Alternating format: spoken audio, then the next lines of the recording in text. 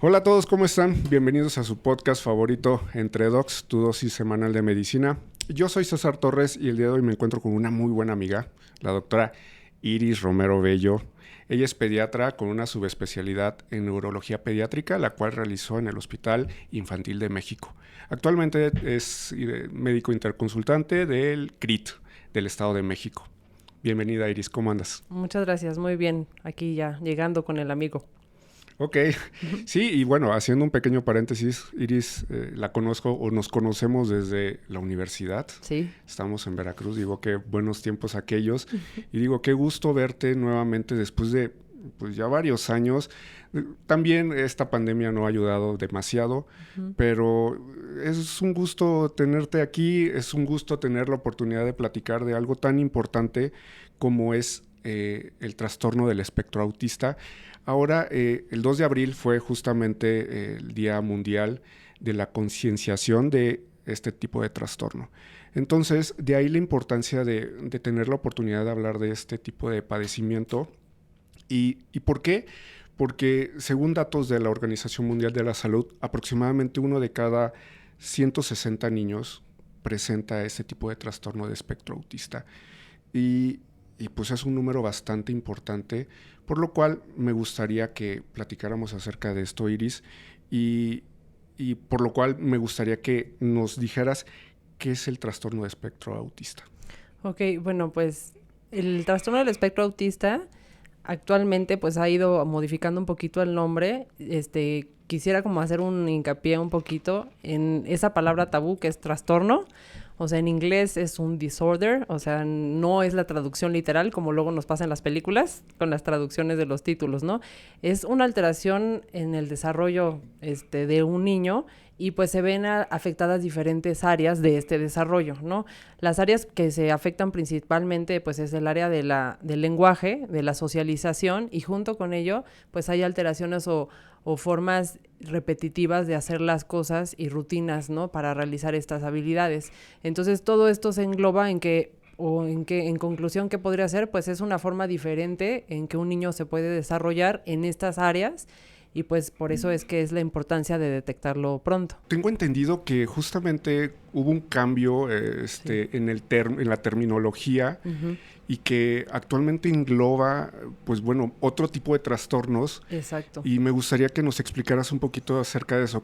Sí. ¿Qué otros trastornos engloba el espectro autista? Sí, claro. Mira, es así como la Biblia de estos alteraciones a nivel psicológico y psiquiátrico, es el DSM. Entonces ha habido diferentes revisiones. Entonces en la previa a esta, que es justo cuando ya se reclasificó o se puso un nuevo nombre, era en el DSM-4, en esa última revisión en el TR, estaban distintas alteraciones del desarrollo separadas, en ámbitos separados. Las que estaban separadas era el autismo, propiamente dicho, el síndrome de Asperger, el trastorno desintegrativo infantil, y hay otros dos que son también parecidos que engloban este mismo desorden, que no se explican como por estos tres que son los principales. Entonces se dieron cuenta que en realidad a veces estos síntomas se traslapan, incluso cuando uno hace el diagnóstico en niños muy pequeños, o sea, menores de 2 años, quizá al inicio uno piensa que es trastorno del espectro, bueno, autismo en la clasificación anterior, pero van creciendo y entonces nos damos cuenta que ya no es como autismo en sí, se parece más al síndrome de Asperger. Entonces, por eso es que se decidió en esta última revisión, que es el DSM-5, como a reclasificar y unir a todos estos padecimientos y ponerle espectro autista. Lo que siempre les digo a los papás en la consulta es como no es blanco y negro, ¿no? Como la vida en general, o sea, no solo hay dos colores, sino en medio, pues hay muchas tonalidades de estos colores. Entonces, por eso se le cambió a un espectro, ¿no? Porque pueden tener diferentes características, pero al final de cuentas se van comportando muy parecido. Entonces, así fue que se reclasificó. Ahorita que mencionas que justamente se puede detectar desde pues a una edad bastante temprana, ¿cuál es básicamente cuál es la normalidad? ¿Qué es lo que tú ves generalmente, ya sea en la consulta? No sé cómo, ¿desde qué edades se presenta esto? Sí, claro. Hay datos de alerta antes de los 18 meses que uno como inicialmente como pediatra o quizá como médico de primer contacto tenemos que tener muy presentes para que si no se va quitando antes de esos 18 meses alguno de las alteraciones, entonces ya pongamos el foquito rojo y si alguien con más experiencia en esto los pueda como determinar o diagnosticar, ¿no? Es muy importante que un niño pues sano o aunque tenga antecedentes de riesgo siempre tenga un seguimiento regular, ¿no? Porque casi siempre el seguimiento por parte de los papás es muy obsesivo en el primer año, ¿no? Porque vienen las vacunas y son papás primerizos, muchos de ellos, y entonces ahí es cuando hay muy buen apego.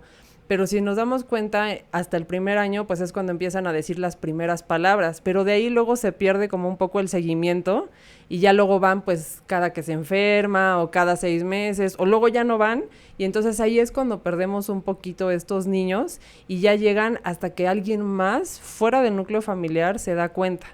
O sea, actualmente en México nos llegan muchos niños, pero ya hasta que entran al kinder, ¿no? Ya son a los 3 años de edad, pero desde los 18 meses ya hay ciertas escalas de tamizaje donde nosotros podemos aplicarlas en el consultorio, aparte del interrogatorio y toda la exploración, para decir, este niño tiene focos de alerta y probablemente sí tenga autismo, entonces sí se puede hacer una detección temprana.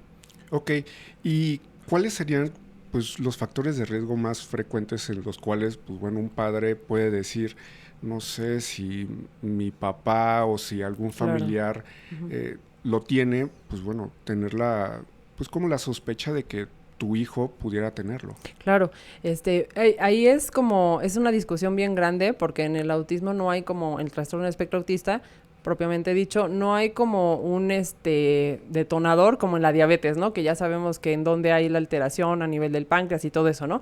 Sin embargo, sí podemos saber que hay hay 800 genes, ya ahora que es como el boom de la medicina genética, que están como relacionados con el trastorno del espectro autista, ¿no? Entonces sí sabemos que hay algo de herencia, o sea, sí podemos nosotros sospechar que es algo hereditario, pero también, efectivamente, como tú lo dices, hay factores, ¿no? Hay foquitos que uno tiene que sospechar. O sea, también el medio ambiente en el que se desarrolla el bebé, también prenatal, perinatal y postnatal, pueden hacer que si ya trae como un predominio genético o como un poco de carga, esto se detone un poco más. O sea que en realidad la causa o el origen es multifactorial, ¿no? ¿Cuáles foquitos de alarma, aparte de, obviamente, si uno de los papás, ¿no? Tiene Asperger, por ejemplo, que a veces pueden pasar desapercibidos en nuestra sociedad, ¿no? Sí, de hecho, hace poco tuve, pues bueno, un paciente justamente que tuvo una fractura de radio y cúbito muy impresionante y pues la mamá pues padece Asperger y el niño, pues bueno, en teoría ya lo habían diagnosticado de igual manera. Entonces, sí tienen ciertas características, digo, aparentemente el niño pues era completamente normal, o sea, porque tenemos muchas veces, digo tenemos porque estamos muy desinformados en relación a esto y escuchas espectro autista y te imaginas el niño de cualquier tipo de película donde está haciendo, no sé, algún tipo de movimiento repetitivo y no, o sea, como que yo creo que como todo debe de haber grados en los cuales se presenta, pero pues tenemos esa idea, ¿no? Como que siempre está muy ligado a lo mínimo que llegamos a conocer y es justamente eso, o sea, entonces la característica era de que pues, el niño estaba completamente sano, normal,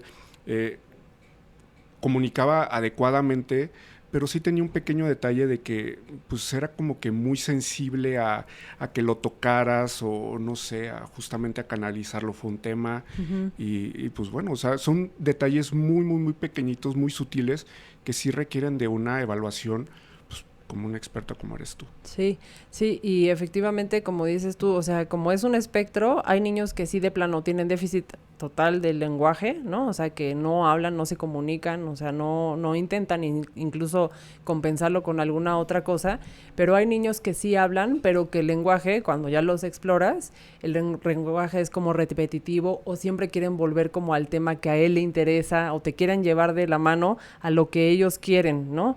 Entonces no hay como esa reciprocidad, ¿no? En el lenguaje, de que como tú y yo que estamos teniendo una conversación, que es lo que luego les digo a los papás, porque me dicen, no, me han dicho muchos, es que sí me dice mamá, ¿no? O papá, pero en realidad no es que le esté llamando a la mamá, sino está repitiendo frecuentemente, ma, ¿no? Entonces eso ya no es el lenguaje en sí, ya es una estereotipa verbal, ¿no? Entonces ese tipo de cosas pueden pasar totalmente desapercibidas y por eso te digo que a veces hasta llegan al kinder, ¿no? Primero, segundo de kinder, cuando las maestras dicen, no, es que de todos los niños que veo, él sobresale porque es diferente, o ella, ¿no? Digo él porque, bueno, es más frecuente en niños. Y de ¿no? ahí va mi pregunta, o sea, Ajá.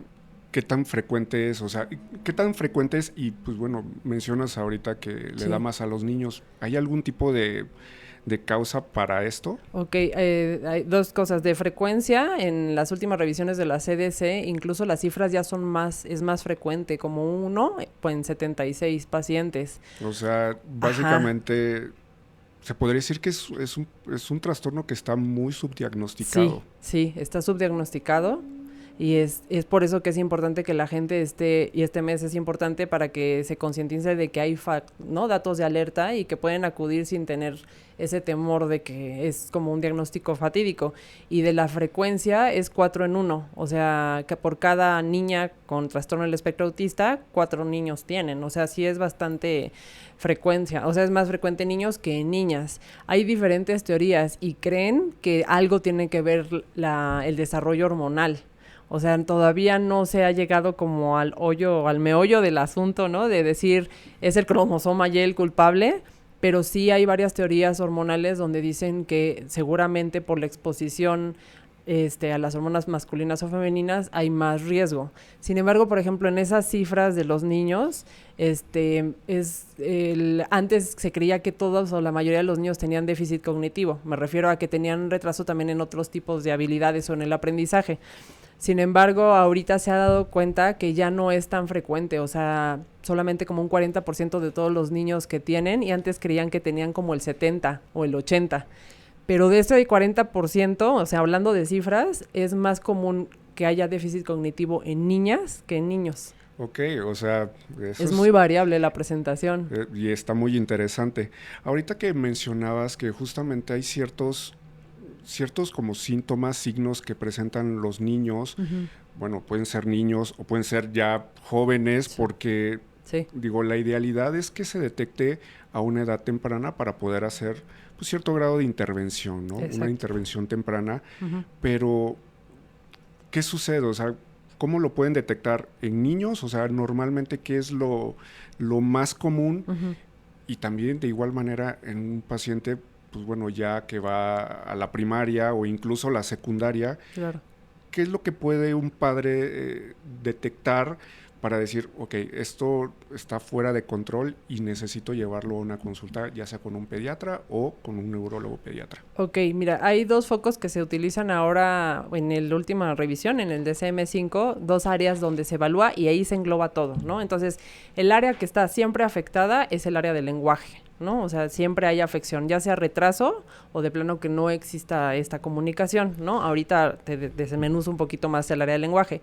Y la otra área que se tiene que evaluar es justamente estas habilidades o conductas repetitivas o reiterantes, o sea, que se están repitiendo constantemente y estos intereses son restringidos, ¿no? Entonces, esas dos áreas engloban pues a todos los síntomas que tienen el autismo. En esta clasificación en el área del lenguaje, como te decía antes, pues un foquito de alerta es que haya retraso. Por ejemplo, un niño a los 6 meses ya debe de balbucear, ¿no? Claro. Y aunque pues no platique contigo, si tú estás hablando con él, el bebé como que te intenta responder en su propio lenguaje. A esa misma edad el niño o la niña ya comienza a responder a su nombre. Entonces, si a los 6 meses no responde, tampoco es que tienen que salir corriendo, pero hay que vigilarlo porque es muy temprano para hacer ese diagnóstico, pero pues eso sería como dentro de la media. Siempre le digo a los papás que no es como un reloj, porque luego los comparan, ¿no? Entonces hay que darles chance, y chances se tardan 1 mes o 2 meses más para arriba o para abajo y es normal, ¿no? Ok.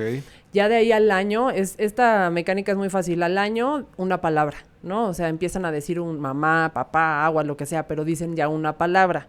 Para los 2 años tienen que decir ya frases de 2 palabras, ¿no? O sea, compuestas mamá, por 2 palabras. Ajá, mamá coche, papá agua, mamá calle, ¿no? Okay. Entonces, eso es a los 2 años. Entonces ya es más fácil como relacionar. Y a los 3 años ya son frases de 3 palabras o más, ¿no? O sea, ya mamá quiero ir al baño, papá quiero ir a, no sé, a la escuela, ¿no? Entonces ya, esos son como los 3 foquitos de alerta principales en el lenguaje. También al año de edad ya responden como a ciertas órdenes sencillas, ¿no?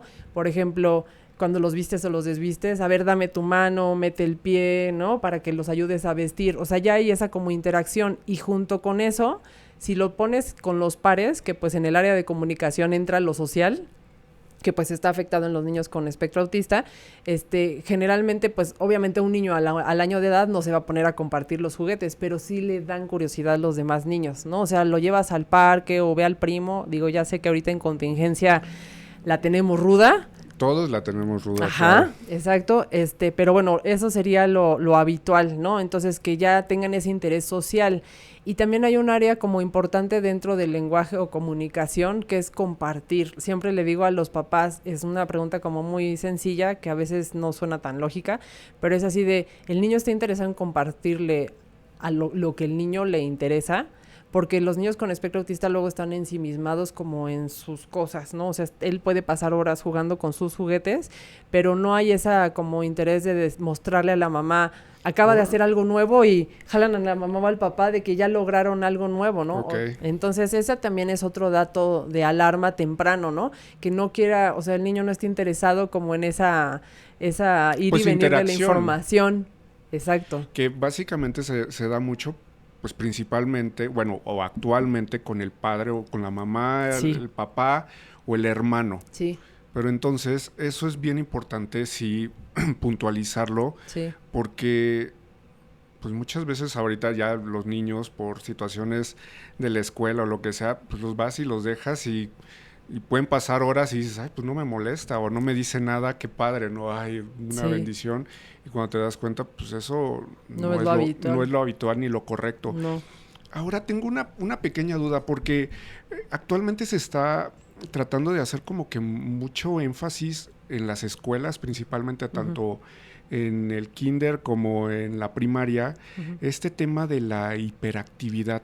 ¿También está relacionado con este tipo de trastorno del espectro autista? Sí, de hecho sí, tienen más frecuencia los niños y las niñas con espectro autista de padecer trastorno por déficit de atención con hiperactividad. Y en los estudios como de imagen así funcionales hay cierto patrón como parecido. O sea, sí, es mucho como de la respuesta frontal y de la comunicación del lóbulo frontal con las demás cortezas, bueno, áreas de la corteza cerebral, y es como un patrón muy parecido. De hecho, hay unas teorías que dicen que son como enfermedades primas, ¿no? O sea, como que familiares, porque sí es muy frecuente que tengan ambas cosas. Aparte de los pediatras, ¿quién detecta este tipo de trastornos? Okay. O sea, ¿lo ve un psicólogo? ¿Lo ve un psiquiatra? ¿Quién es el profesional de la salud que debe de atender este tipo de trastornos? Ok, actualmente de hecho ya hay como también un área que se llama Pediatría del Desarrollo en el Hospital Infantil de México donde soy egresada, pues ya también esa especialidad o subespecialidad, es como un curso de alta especialidad, pues lo pueden detectar, pero principalmente, así como bien lo dijiste, psicología, psiquiatría, pero en caso de niños son paidopsiquiatras, porque pues no es lo mismo acudir a un psiquiatra, ¿no?, de adultos a un psiquiatra infantil. Ellos Claro. están súper empapados con este tema, y pues también en neurología pediátrica, ¿no? Y el pediatra pues sí puede detectar obviamente datos de alerta, y para confirmar el diagnóstico pues sí tendrían como que acudir a alguna de estas tres áreas, ¿no? Neuro, psiquiatría y psicología para determinar o sea, darle el diagnóstico final. Ahora que mencionas esto del diagnóstico, ¿cuáles son las herramientas que tú puedes tener o tienes para poder hacer una adecuada detección o llegar lo más cercano? Porque estamos de acuerdo de que es un tema bien complicado, o sea, Sí. todo en las guías, en los libros, aparece muy puntual y parece perfecto y dices, ay, ojalá todos los pacientes fueran de libro, pero siempre puede llegar a haber algún tipo de duda. ¿Cómo lo llegas a confirmar? ¿Cuáles son los estudios, ya sea de gabinete o de laboratorio, que puedes utilizar? Ok, así como nos han enseñado desde la universidad, ¿no?, que estudiamos juntos, lo primero, lo básico es buscar si hay algún otro tipo de afección que pudiera estar enmascarando, ¿no?, este tipo de de alteración del desarrollo. ¿Qué quiere decir? O sea, desde el interrogatorio tiene que ir como muy dirigido a buscar si hay algún factor de riesgo, nosotros le llamamos como de daño neurológico, o sea, que haya habido como algún problema en el nacimiento o antes del nacer, ¿no? Porque los niños, eso es como un foco de alerta que nosotros tenemos que saber distinguir. ¿Cómo cuál sería esto? Por ejemplo, que la mamá haya tenido preeclampsia, infecciones recurrentes, diabetes gestacional, o sea, diabetes de que la mamá ya tuviera diabetes gestacional, sufrimiento fetal, amenazas de aborto, todo esto puede ir generando como alteraciones a nivel de la oxigenación cerebral por el flujo de la placenta y pues a la larga igual y es un niño que no tiene espectro autista y que tiene retraso en el desarrollo y pues es otra cosa, ¿no? Es una cosa diferente. ¿Y cómo lo podemos detectar? En como sospechar incluso en la primer consulta, pues también con la exploración neurológica. Generalmente los niños con trastorno del espectro autista, el desarrollo motriz, que también es parte del interrogatorio inicial en la consulta de neuro, que luego dicen es que se tardan un buen en interrogar, pero es que hay datos que no se nos pueden ir, ¿no? Entonces, en el desarrollo motor, generalmente los niños con espectro autista no tienen problemas, ¿no? O sea, algunos pueden tener un poco de retraso, pero no un retraso significativo. ¿Sí me explico? O sea, chance y se tardaron en caminar 1 o 2 meses más de la media, pero no es que no caminen a los 2 años, ¿no? Claro. Entonces ahí ya puedes detectar. Y una parte muy importante cuando hacemos el abordaje inicial es verificar que la vía auditiva no tenga daño. Porque ahí ¿no? se puede confundir, o sea, Sí. tiene problemas de la comunicación, Sí. ¿pero por qué? Porque no escucha. No escucha, exacto. Y es una cosa que también les decimos a los papás, porque luego dicen, es que de verdad parece que le hablo, o sea, le grito y no oye, ¿no? Porque no voltea a verme cuando le estoy llamando por su nombre, ¿no? De los datos de alerta que te dije hace rato. Pero no usan los niños con espectro autista otro tipo de maniobra para darse a entender, ¿no? Los niños que tienen hipoacusia, pues chance y no te escuchan, pero te voltean a ver. Cuando les haces señas, hacen contacto visual, que es muy importante, y entonces ellos como pueden, se intentan comunicar, ¿no? Okay. Y un niño con espectro autista no. Bueno, entonces esa es una parte que se tiene que dar abordaje desde el principio. O sea, primero tenemos que descartar que escuche o no escuche. Quizá en la consulta ya uno se puede dar cuenta, hay técnicas para evaluar el nervio auditivo, pero pues también de gabinete sí se usa frecuentemente, ¿no? Pero una pregunta, y perdón que te interrumpa. No, está bien. En realidad un pediatra hace toda esa evaluación.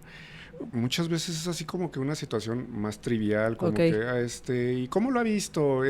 Ya creció, está comiendo bien.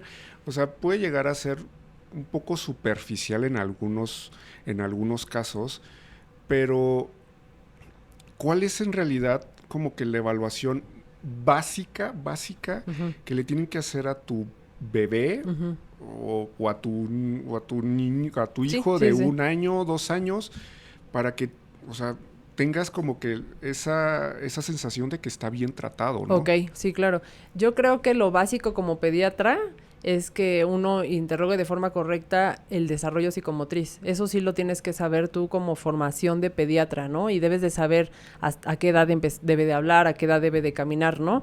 Si hay un foco de alerta y algo no está bien en ese desarrollo neurológico, en ese momento, por ejemplo, hablando del lenguaje específicamente, si el niño no habla y son 1 año y medio y no dice ni una palabra, eso no es normal, ¿no? Entonces, si el pediatra no se siente suficientemente capacitado o tiene la duda, ese es momento de que lo refiera, ¿no? Pero ¿cuántas veces sucede eso? O sea, sí, estamos sí, hablando, me ha pasado. estamos hablando Sí. de la vida real. Sí, O sea, sí. estamos ahorita en un hospital privado, Uh-huh. en donde, pues sí, efectivamente hay pediatras, yo creo que Uh-huh. para aventar para arriba, ¿no? Uh-huh. Pero, pues bueno, obviamente siempre llegas con un pediatra, ya sea porque recibió al bebé cuando Uh-huh. nació o porque te lo recomendaron, que es muy bueno, pero pues bueno, como padres, pues uno confía. Sí. Pero debemos de tener como que también esa sensación, esa intuición de que también están haciendo la evaluación general.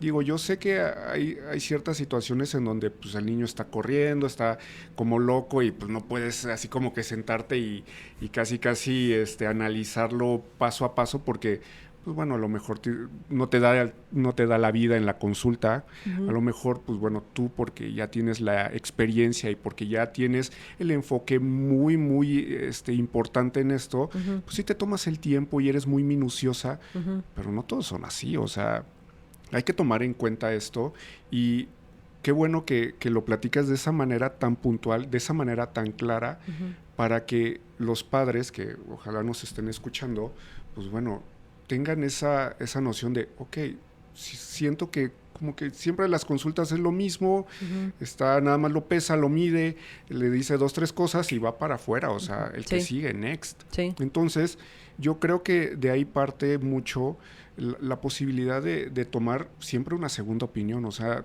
yo sé que muchas veces el pediatra puede llegar a ser, o muchas veces es el médico de cabecera de la familia. Sí. Porque es el que tienes, pues con el que tienes mayor contacto, ¿no? Desde el principio, y es el pediatra es el médico de la familia. Sí. Pero, pues bueno, si ves que la situación es, muchas veces tienes tanto contacto y es muy el amigo o lo que sea, y se pierde la situación de objetividad en que la evaluación debe de ser, pues, completa siempre. Sí. Para evitar ese tipo de situaciones y no se detecte ya cuando el niño, no sé, ya va en la primaria y te hablan de la escuela y te dicen, oye, es que su hijo nunca hace caso, es que su hijo pues no habla o se queda viendo el cuaderno y entonces es ahí cuando, pues, número uno, el padre tampoco lo cree, reclama, dicen que están locos, que para qué hay psicólogos en la primaria o en el kinder. O sea, se hace una vacilada y dices, no puede ser, o sea, mi hijo está bien, yo lo veo bien aquí en la casa, pues siempre ha sido así.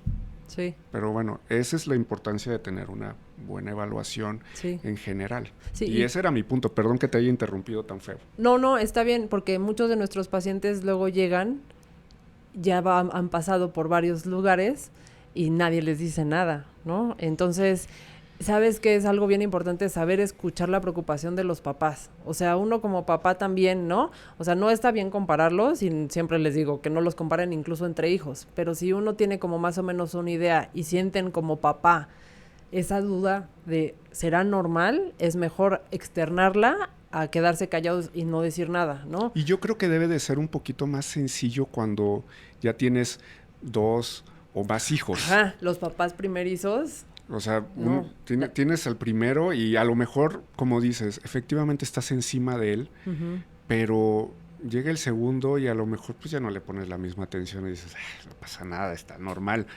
Pero uno como padres deben de ser, pues bueno, un poquito, tener esa intuición y decir, oye, pues el otro caminaba a los 2 años y este tiene 3 y no sé, o sea, tiene algún tipo de tema o decía unas palabras a los 2 y pues no me dice nada, no dice ni agua, ni mamá, ni papá. Entonces, cositas así tan sencillas, pues pueden llegar a ser realmente importantes. Ok, Iris, me gustaría que platicáramos en relación a un temita que, pues bueno, se relaciona justamente ahorita con esto de la pandemia y la vacunación. Se mencionaba hace algunos años, bueno, incluso actualmente, hay una comunidad, un grupo de gente que está muy en contra de la vacunación, justamente porque en teoría aparecieron algunos pues estudios, investigaciones o lo que sea, que mencionaban que justamente la aplicación de vacunas podía generar trastorno del espectro autista. ¿Qué hay de cierto en esto? Ok, sí, ese artículo salió ya hace un poco de tiempo y desgraciadamente no se quitó de la historia esa memoria de ese artículo perdido, pero en realidad cuando se hizo una revisión del tema ya más extensa a raíz de este artículo, porque evaluaron a muy pocos niños, o sea, la población que se utilizó para el artículo era corta, era pequeña, se dieron cuenta que estaba mal elaborado los datos, o sea, los resultados, digamos que no eran significativos como para la investigación. Esto quiere decir que era totalmente falsa la información que tenía el artículo, pero el artículo, pues como sí se publicó en una revista más o menos conocida en ese entonces, pues le dieron mucho peso, ¿no? Los papás, y entonces la relacionaron con las vacunas y pues incluso siento que mucho movimiento de los antivacunas fue a raíz de esto, pero está fundado en un artículo donde tiene errores en el proceso de O sea, la metodología del diagnóstico no fue la errónea. adecuada. Sí, Entonces, pues mucha gente se agarra de ahí para no vacunar a sus hijos. exacto. Y, pues bueno, tú como pediatra debes de conocer y bueno, todos debemos de tener ese contexto de que, pues bueno, todos debemos de ser vacunados. Incluso ahorita que existe este tema de no me voy a vacunar porque me van... O sea, tantas teorías de conspiración y tanta... Pues desinformación. Desinformación. Sí. No me gustaría decirlo de otra manera, pero sí, efectivamente es desinformación. Ahorita le creemos más a Facebook, Instagram y cualquier otra red social que de verdad, no sé si te lo dice el pediatra, si te lo dice un médico. Entonces, ahorita está muy de moda que todo el mundo opina, sí, pero opina sin tener el conocimiento de absolutamente nada. Entonces, lo importante aquí es vacunarse. No causa esto, o sea, la vacuna... ¿Qué vacunas serán? Recuérdame. Me parece que la que estaban como relacionando era la que se repite de sarampión rubiola, ¿no? Okay. Pero esta vacuna, o sea, es totalmente segura de aplicarse. De hecho, si uno lo va haciendo ya como médico, así en retrospectiva, y les preguntas a todos los niños lo del esquema de vacunación, o sea, ninguno tiene como alguna relación. Sí me pasa mucho en la consulta que luego los papás relacionan, ¿no? Así después de que le pusieron la vacuna, convulsionó, ¿no? A mí me pasa mucho en la consulta eso, ¿no? Que nos comentan y hacen esa relación. Pero ya cuando uno indaga en los datos, qué pasó antes, qué pasó después, te das cuenta que no tiene nada que ver una cosa con la otra, ¿no? Bueno, y también teniendo en cuenta de que pues la frecuencia en la que se presenta, o sea, si estás mencionando que los datos actuales es de 1 en 60 y tantos, pues bueno, obviamente... pues bueno, la probabilidad de que después de que le apliquen y haya una detección temprana, afortunadamente, y le eches la culpa a la vacuna, pues no tiene ningún tipo de sentido. Sí.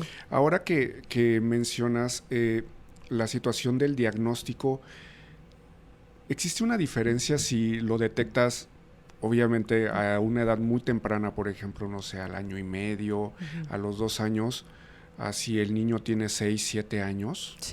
Sí, porque bueno, el tratamiento seguramente todo el mundo le genera como mucha duda, pues es como en equipo, ¿no? O sea, entre más temprano se intervenga el niño, hay que quitar ese tabú. No es una enfermedad, no necesitan curarse, sino que lo que necesitamos es que el niño sea lo más independiente y se pueda comunicar de la mejor forma posible y comprender como esta situación social, ¿no? Porque eso es lo que falla luego mucho. O sea, a veces ya comprenden el lenguaje, el niño ya habla, pero esta situación de adaptación social, de comprender las reglas, las normas sociales, todo esto a veces les cuesta mucho trabajo. Y a raíz de esto, pues, hay bullying, ¿no? Y el bullying que causa, pues, depresión, ansiedad, ¿no? Entonces, ya no solamente trae el niño cargando la situación, ¿no?, del espectro autista, sino ya trae otras situaciones. Entonces, los niños tienen plasticidad neuronal.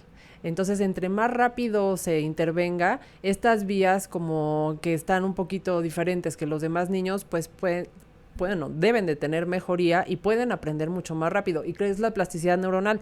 Bueno, quiere decir que las neuronas de nuestro cuerpo, afortunadamente los niños tienen eso, pueden hacer nuevas conexiones, ¿no?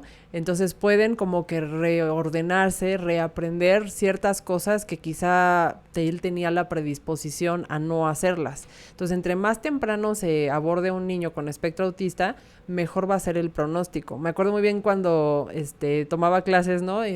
Nos las daba un psiquiatra. Él nos decía, o decía mucho en la consulta, que del 100% de los niños que les haces un diagnóstico temprano, quizá el 50% en el camino vaya perdiendo la mayoría de los criterios. Entonces ya nada más vayan quedando poquitos de estos foquitos de alerta, ¿no? Y eso sí les digo mucho a los papás. El día de hoy en esta evaluación quizá tiene 6 focos de alerta, ¿no? Pero si intervenimos temprano, en 1 año puede ser que tenga 5, en 2 años tenga 4 y vayan disminuyendo cada vez más, ¿no? Entonces eso es súper importante porque entre más temprano se den terapias, se intervenga, lo vea psicología, lo vean todas las áreas que lo tenemos que revisar, pues es mejor el pronóstico para la independencia del paciente. ¿Cuáles son los retos que normalmente con los cuales te enfrentas? por ejemplo, mencionas que trabajas en el CRIT, o sea, me imagino que ahí ves unas situaciones, pues, yo creo que a lo mejor un poco más complejas. ¿Cuáles son los retos como neuróloga pediatra que tienes, por ejemplo, en ese tipo de instituciones? Ok, yo creo que el primer reto es dar el diagnóstico oportuno y que ayudar a los papás a que lo acepten, ¿no? Porque cuando un papá o una mamá tiene dificultad para aceptar cualquier tipo de padecimiento de su hijo, pues eso nos hace que tardemos un poquito más en que acepten el tratamiento también o acepten el manejo. En el CRIT pues tenemos infinidad de pacientes, incluso nos han llegado algunos, ahorita que comentas me hiciste recordar, y seguro tú también lo ves en tu consulta de ortopedia, luego te los llevan porque caminan en puntas, ¿no? Entonces creen que tienen una neuropatía, una miopatía, algo, ¿no? Algo muscular o nervioso, y al final de cuentas a veces sí me han tocado niños que lo que tienen es caminan en puntas, no hablan, no hacen contacto visual, tienen estereotipias, entonces tienen trastorno del espectro autista. Entonces hay muchos retos porque hay unos papás que llegan pensando que el niño tiene un daño ¿no? A nivel de los nervios periféricos y sale con otro diagnóstico, ¿no? Entonces creo que el reto principal es como informar bien a los papás, darles el diagnóstico certero y en base a eso, pues, hacer un plan de trabajo con ellos para que el niño, como te había dicho hace rato, pues sea más independiente, ¿no? O sea, no requiere asistencia cuando sea adulto. O sea, más o menos, cuánto toma esto? ¿Es de toda la vida, terapia de toda la vida? ¿Cómo lo manejan ustedes? O sea, paciente que ya tiene el diagnóstico preciso, ya se le informa a los padres y ellos están como que, pues bueno, con la expectativa de, ok, ya me resigné, ya lo acepté, ya voy a darle con todo. ¿Cuánto tiempo toma esto? ¿Pueden ser años? ¿Puede ser toda la vida?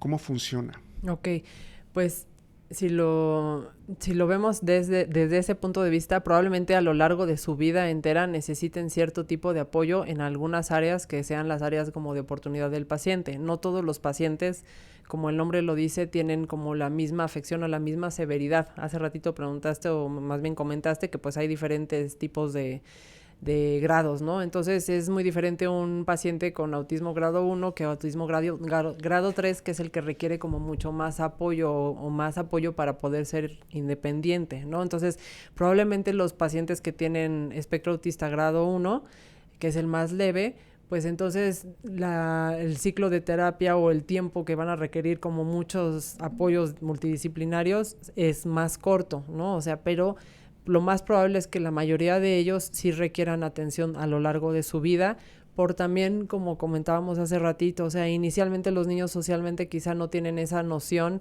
o no están tan enganchados, ¿no? Como con comunicarse, pero van creciendo, igual ya van hablando, van comprendiendo, y pues esto a la larga ellos mismos luego se saben o se sienten diferentes a los demás, ¿no? Entonces quizá ya no es la misma terapia que recibieron de chiquitos de lenguaje, porque ya hablan, pero quizá en ese entonces van a necesitar acudir todavía con psicología para que les den apoyo a lo largo de sus diferentes etapas de la vida, ¿no? ¿Cuál es el paciente más grande que tienes o adulto o de edad que tú en realidad manejes? Digo, yo sé que tu especialidad es justamente pediatría, pero pues bueno, ¿hasta qué edad tú dices, ok, a partir de este momento yo ya no lo manejo o lo refiero con alguien más? Ok, en teoría, como la edad, ¿no? Es 18 años. En el CRIT tengo todavía, tenemos pacientes que justo están en esa transición de pasar de neurología pediátrica a neurología de adultos y están todavía como en ese borde hasta los 20 años, ¿no? De que pues quieren encontrar como algún médico donde se sientan en confianza, otros terapeutas también, ¿no? Porque pues van cambiando, tienen que ir a hacer como ese cambio de estafeta, pero más o menos esa es como la media, ¿no? 18 años y 1 o 2 años posterior todavía los podemos ver en lo que hacen esa transición a ya la especialidad de adultos. Este tipo de pacientes con este trastorno de espectro autista, ¿pueden llegar a tener una relación sentimental con alguien? Sí, definitivamente sí, ¿no? Porque existe esa sensación e incluso, digo, saliéndonos un poquito de la situación que es pues, más directa, más médica, hay bueno, me tocó ver una serie justamente en Netflix que mencionaba que era, creo que Amor en el Espectro, algo así lo mencionaban, y justamente es una serie que explica pues varios puntos importantes del autismo, pero relacionado a pues bueno, cómo pueden interactuar justamente entre ellos y poder tener una relación pues amorosa o sentimental, más que nada. Y pues bueno, la teoría era, o bueno, la tesis que ellos mencionaban es de que pues básicamente era una situación muy, muy, muy compleja. ¿Tú has visto pacientes que tienen pareja o algo así? Pues no porque yo creo que por la edad no me ha tocado, aunque sí me han tocado niños que me comentan que les gusta a alguien. O sea, que tienen cierto interés. Ajá, de adolescentes, ¿no? Ok. Entonces, o sea, sí, y bueno, la situación yo creo que también es mucho a esta, la comprensión quizá o la sensibilización de los demás, ¿no? O sea, eso ya no les queda solo de tarea a ellos y eso es como algo importante que dijiste al principio. O sea, hay que pensar que todos somos diferentes y los niños con espectro autista o las niñas, pues tienen una forma diferente de ver la vida, pero eso no los hace como menos, o los hace que tengan retraso psicomotriz, o los hace que no comprendan cuando tú te estás dando cuenta que ellos son diferentes, ¿no? Claro, en realidad tienen sentimientos, claro, pero a lo mejor la forma en cómo los pueden expresar es completamente distinto. Y eso sí me ha tocado mucho, o sea, digo, cuando ya son más grandes, a veces si no se maneja mucho esa situación en psicología, tienen rigidez de pensamiento y significa que a veces las mamás me lo traducen, ¿no? Es que es muy cuadrado, ¿no? O sea, las cosas tienen que ser como él dice y si no, entonces eso hace que choque quizá en la escuela también o con los maestros, ¿no? O lo de las reglas sociales que platicaba hace ratito, o sea, decirle al maestro, si se dan cuenta que el maestro se equivocó, pues uno generalmente pues piensa, ¿no? Así dice, oye, no lo voy está a metiendo hacer. la pata, pero no le voy a decir nada. Pero quizá un niño con espectro autista le dice, oye, te equivocaste y estás mal. Es ¿no? como si no tuviera filtro. Sí, entonces esa situación de la rigidez de pensamiento, pues si no se manejó desde chiquito, si no lo fue alguien acompañando en el camino, pues son normas sociales que todos aprendemos. Quizá ellos tardan un poquito más en aprenderlas, pero las pueden aprender. Pero eso mismo les puede costar trabajo, justo lo que me dijiste, de entablar una relación personal, porque pues si la otra persona no está sensibilizada y este niño o niña pues tiene esa torpeza, ¿no? De la norma social, le digo, no le digo que trae algo en el diente, ¿no? Entonces eso causa como más dificultad y eso a la larga, pues les puede generar problemas emocionales, ¿no? O sea, les puede generar depresión o ansiedad porque no saben cómo manejarlo. Por eso te digo que siempre como que de la mano de cabecera tienen que tener a alguien que les ayude como en este tipo de manejo de emociones y eso sí sería como una parte esencial del tratamiento, alguien en psicología, ¿no? Que les ayude a cómo manejar hacerle. esas emociones y cómo transmitirlas de una forma asertiva y que, pues bueno, sea aceptada más que nada, porque, como dices, a lo mejor tienen ciertas diferencias, sí, pero socialmente hay unas reglas no escritas y muchas escritas que, pues ellos no comprenden y sí, muchas veces si tú te pones a analizarlas, pues te hace mucho sentido que a ellos no les haga sentido. Sí, sí. Si es que se entiende lo que dije, pero bueno, yo espero que me hayas entendido. Me gustaría que me platicaras qué efecto tiene el ácido fólico. ¿Es de verdad una situación que ayuda, que no tiene ningún tipo de relación si durante el periodo prenatal la madre lo toma? Okay. Porque, pues bueno, incluso hay muchas bromas, muchos memes y muchas cosas que están fuera de lugar la mayoría de las veces y mencionan, es que no le dieron a tu mamá ácido fólico, tu mamá no se tomó ácido fólico. En verdad, ¿esto tiene algún tipo de relación o correlación con que un niño pudiera llegar a desarrollar este tipo de trastorno? Ok, sí. Hay algunos estudios donde dicen, incluso relacionan un poquito la desnutrición materna y la restricción del crecimiento intrauterino. Y también sí se ha visto relación en que la mamá no tome de forma prenatal ácido fólico. O sea, hay más riesgo en un niño o una niña en tener espectro autista si la mamá no tomó ácido fólico previo al nacimiento. Y esto es importante que hacer conciencia. No solamente es justo cuando se hace el diagnóstico, porque el desarrollo neurológico, ¿no? O sea, aunque pues en sí el cerebro pues tiene varias etapas de desarrollo prenatal, es en las primeras semanas. O sea, en la semana 1 o 2 ya se empiezan a formar como toda lo previo a lo que va a dar el cerebro. Entonces, lo ideal es que una mujer en etapa fértil tome al menos 3 meses antes de querer embarazarse ácido fólico.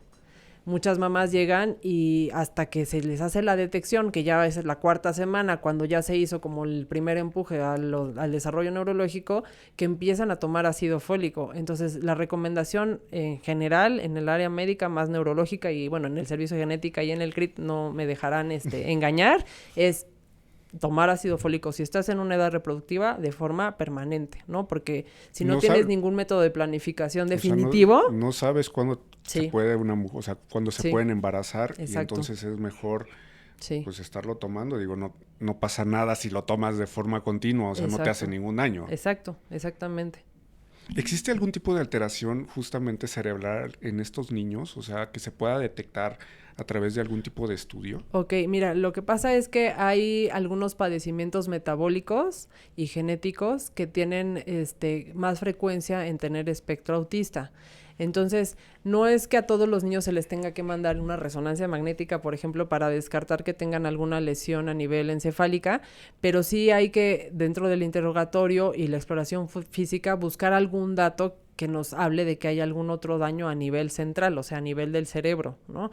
Entonces, por ejemplo, a las mamás luego les comento, por ejemplo, los niños con trisomía 21, que es una de las enfermedades genéticas más comunes, pues tienen un poco más de riesgo a tener trastorno del espectro autista, ¿no? Okay. Entonces ahí pues quizá el abordaje será diferente. No estoy diciendo, y no quiero alarmar a todo el mundo, de que si un niño tiene síndrome de Down va a tener autismo, pero tienen un poquito más de riesgo que la población en general. Y también hay algunas enfermedades metabólicas, incluso la intoxicación por plomo. No sé si has visto ahí algunos como periodicazos así. También los niños que tienen intoxicación por plomo pueden presentar rasgos o sea, pareciera que tienen espectro autista y en realidad es la intoxicación por plomo lo que hizo que tuvieran como regresión en el desarrollo neurológico. Entonces, todo esto es importante pues en la consulta neurológica porque cuando lo revisas puedes determinar ya con la exploración pues saber si hay algo más que nos está hablando que hay un daño a nivel cerebral, pues sí sería bueno bajo la revisión inicial, pues solicitar algún otro estudio o también electroencefalograma. Los niños con espectro autista tienen un poco más de riesgo de tener epilepsia. Ok, no, pues es súper importante tener en cuenta todos esos datos. Y ya que mencionabas que justamente, pues por obvias razones, al ser un trastorno pues cerebral o una alteración que no tiene cura, básicamente, pero para algún tipo de o sea, como es un espectro muy grande, ¿hay algún tipo de medicamento que ayude o promueva o ayude a que el niño, no sé, tenga un poquito más de interacción o algo por el estilo, o únicamente se maneja a través de terapia psicológica y pues bueno, todas las áreas afines? Ok, creo que es una muy buena pregunta porque de hecho, pues como lo dijiste hace ratito de que estamos luego en diferentes hospitales, en diferentes áreas, luego hay gente que pues que igual se quiere aprovechar de esta situación. No se ha visto que haya algún medicamento que pueda revertir este tipo de diferencia en el desarrollo, ¿no? O sea, no hay algún medicamento que a la fecha se haya detectado que puede hacer, como dices tú, que se conecten más o que tengan como más habilidad social, ¿no? O sea, lo ideal es terapia, ¿no? O sea, psicología, terapia ocupacional, terapia física, terapia de lenguaje es esencial, ¿no? Y de medicamentos depende de las comorbilidades. ¿A qué me refiero para el público en general? Como comorbilidades es las enfermedades que se vayan asociando a lo largo de la vida del niño. Por ejemplo, si un niño tiene espectro autista, pero aparte tiene trastorno por déficit de atención, pues hay que tratar el trastorno por déficit de atención con los medicamentos adecuados para que entonces el niño no esté tan bien, ¿no? Como dices tú, como más inquieto, más hiperactivo, y eso es en realidad lo que no lo deja avanzar. O que o sea, que le ayude a enfocarse un Exacto. poquito más. O sea, a lo mejor, digo, porque la gente luego piensa de que, le das este medicamento y como si fuera un efecto mágico, ya debo de tener el niño perfecto o que idealizo, porque no existe niño perfecto, sino yo creo que en la mente de cada uno de los padres idealiza muchas cosas que la mayoría de las veces no son reales. Uh-huh. Sin embargo, como mencionas, esto debe de ser obviamente indicado por un experto. Y ahora que mencionabas que no se dejen engañar, ¿qué has visto de esta situación? O sea, ¿con qué medicamentos o con qué productos o situaciones milagro de las cuales he hablado mucho, no únicamente en el tema neurológico, sino, pues, bueno, en ortopedia y en toda la medicina, o sea, existe? Uh-huh. ¿Cuáles son estos productos que la gente debe evitar, ya que no producen ningún beneficio? Ok. El primero, y creo que es el boom, y no sé si el 80% de la consulta siempre me preguntan, aprovechando la consulta, ¿no?, de neurología, es el cannabidiol, el CBD, ¿no? Ok. Eso es un tema como súper frecuente en la consulta neurológica. O sea, sí hay estudios y se está evaluando, no sabemos todavía, hay como resultados prometedores, pero en este momento actualmente no hay, o sea, no se ha autorizado su uso para el trastorno del espectro autista. Y es bueno que me lo comentes porque aquí en México solo hay como una presentación en la que está autorizada y que se puede utilizar. Pero, como buenos mexicanos, pues siempre tenemos como los preparados en casa, ¿no?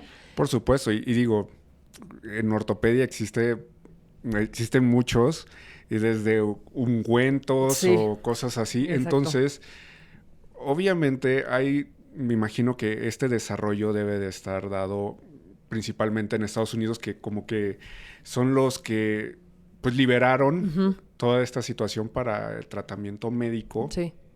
Pero nosotros estamos ni en pañales. Sí. Supongo que ni en pañales.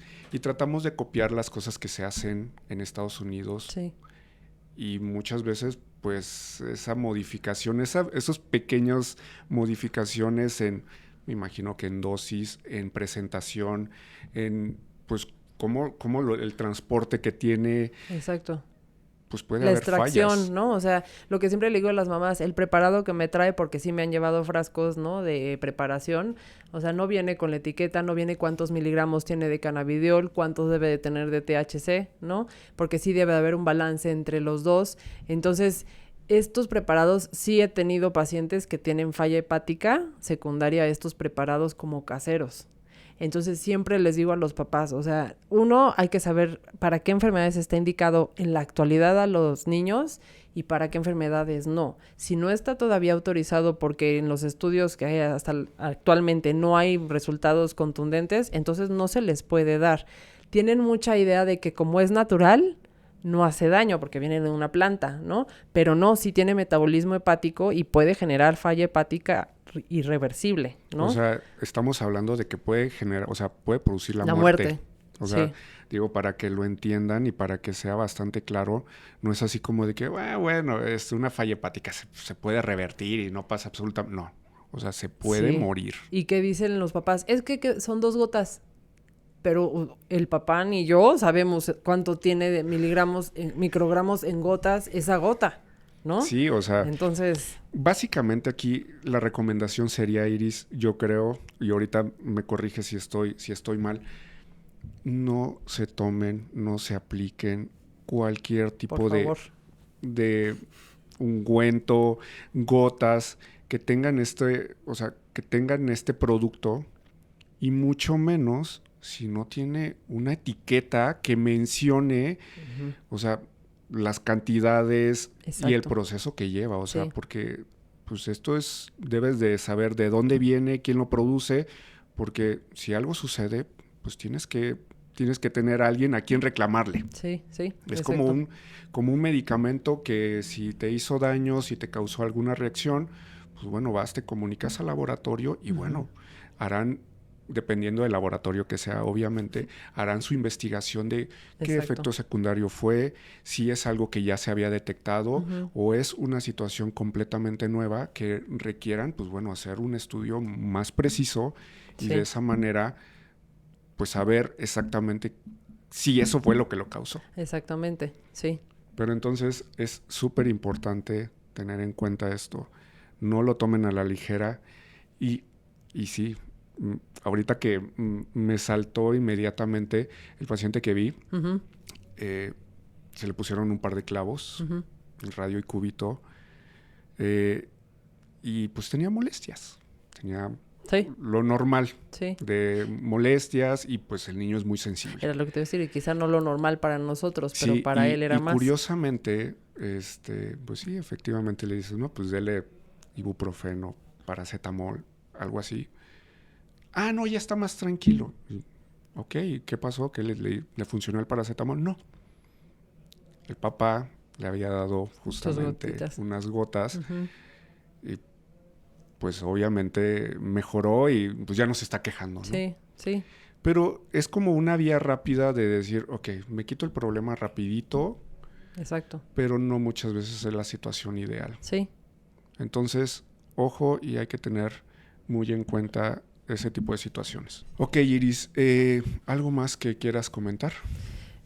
Bueno, sí, hay que, o sea, lo que se espera con este mes y con el Día Internacional del Autismo es que todos estemos informados. La información, pues, puede salvar incluso vidas, ¿no?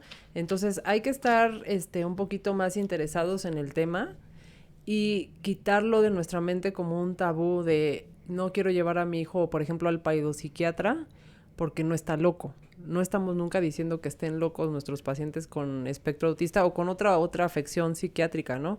Ese tabú de las enfermedades neurológicas, psiquiátricas, tiene que irse desapareciendo porque, como lo había dicho antes, pues la detección temprana y la intervención temprana hacen la diferencia, ¿no? Para que el niño o niña, nosotros como padres, queremos que nuestros hijos sean lo más independientes que puedan porque aunque quisiéramos, pues no somos eternos, ¿no? Entonces, si se detecta temprano, pues seguramente a la larga el pronóstico va a ser muchísimo mejor. Ok, pues ahí está, no únicamente subir fotografías a Facebook y a Instagram y poner, ay, sí, estamos celebrando el día del autismo. Mejor infórmense y ese es el motivo de este episodio del podcast y por eso te quise invitar, Iris, porque pues bueno, realmente hacer conciencia de esto e informar a la gente, digo, es importantísimo compartir este tipo de información, ya que pues niños hay muchísimos, sí. La frecuencia de este tipo de padecimientos es muy, muy grande. Y pues están alrededor nuestro y muchas veces nunca lo detectaron y es el niño que todos consideran rarito y eso no está bien. Sí. O sea, el que lo discriminan, el que lo bulean, el que está ahí nada más, no sé, en una esquina y pues nadie lo pela. Sí. Y entonces eso es horrible y pues bueno, es parte de la detección. Ok, Iris, ¿dónde te pueden encontrar? Ok, mi consultorio está en el Hospital Star Médica en Tlalnepantla y pues tenemos página de internet, ahí pueden buscar los datos, sacar cita y todo, si gustan, y aplicación también es www.cleanped.com, ahí estamos a su orden, es un grupo pediátrico y pues yo estoy dentro de ese grupo pediátrico. Ok, pues perfecto, muchísimas gracias a todos por escucharnos o por vernos. Recuerden, síganos en nuestras redes sociales. Síganos en YouTube si es que quieren. Obviamente esto es opcional. El punto más importante de este podcast es, pues bueno, informar. Ese es nada más el propósito de todo esto. Recuerden, estamos en Spotify, en Anchor, Google Podcasts, Apple Podcasts. Ahí pueden escuchar el episodio completo. Y pues bueno, si requieren más información de la doctora Iris, voy a ponerlo aquí en la descripción. Espero que estén muy bien y pues cuídense mucho. Gracias por la invitación. No, ¿de qué? Y yo creo que vamos a estar hablando en varias ocasiones, Iris, no creo que vaya a ser la única, porque hay muchas situaciones, muchos padecimientos de los cuales eres experta y pues Gracias. Compartirlo con la gente es súper importante y de esa manera, pues bueno, informar y darle herramientas a la gente, que es fundamental. Pues bueno, muchas gracias a todos, que les sea leve. Sale, bye.